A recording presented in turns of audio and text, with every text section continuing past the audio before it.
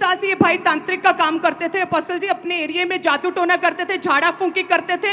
और अपोस्टल जी कहते हैं कि आसपास के लोग सारे तंग आ चुके थे क्योंकि उन लोगों के ऊपर ये काला जादू करते थे पिछले 30 साल से कहते हैं।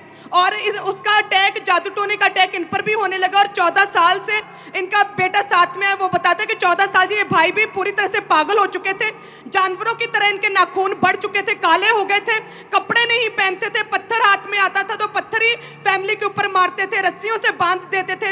दुष्ट आत्मा इनके साथ बातें करता था और लोग देखते थे जैसे कोई फिल्म देखता है। कहते दुष्ट आत्मा ऐसे इस भाई को नंगी आंखों से सारा कुछ दिखाता था कि किस तरह से मैंने तेरे बच्चों को, बेटों को, बहुओं को, तेरी वाइफ को कैसे मैंने मारना है और तुझे तेजाब के साथ मारना है।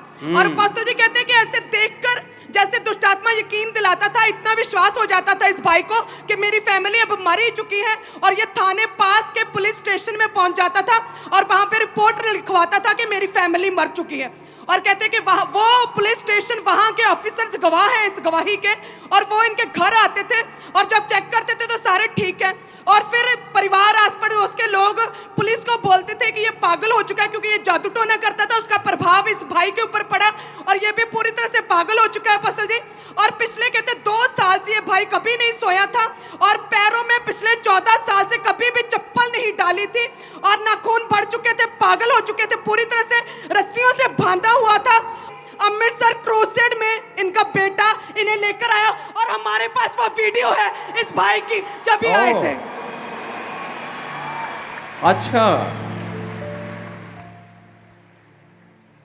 ओ जीसस। और अपोस्टल जी ये अमृतसर क्रूसेड में इनका बेटा लेकर आया क्योंकि बेटे का विश्वास था परमेश्वर के ऊपर। और पसे जैसे आराधना हो रही थी, इस भाई ने, जो तांत्रिक था, जो पागल था, जैसे वर्शिप हो रही थी, इस भाई ने वर्शिप करनी शुरू कर दी, दुष्ट आत्माएं छोड़कर गई।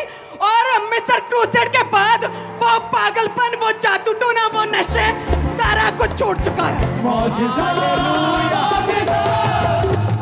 जोर से हालेलुया का नारा मारो जरा। सुनो, क्यों क्रूसेड पे शैतान को आग लगती है, देखा ना अभी? क्यों आग लगती है उनको? आ जाओ।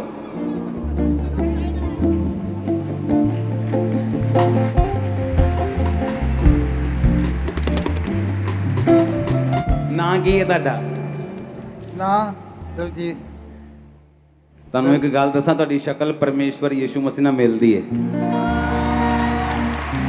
ਉਸ ਮੀਟਿੰਗ ਤੇ ਚੰਗੇ ਹੋਏ ਤੁਸੀਂ, ਹਾਂਜੀ ਅੰਮ੍ਰਿਤਸਰ ਵਾਲੀ ਮੀਟਿੰਗ ਤੇ।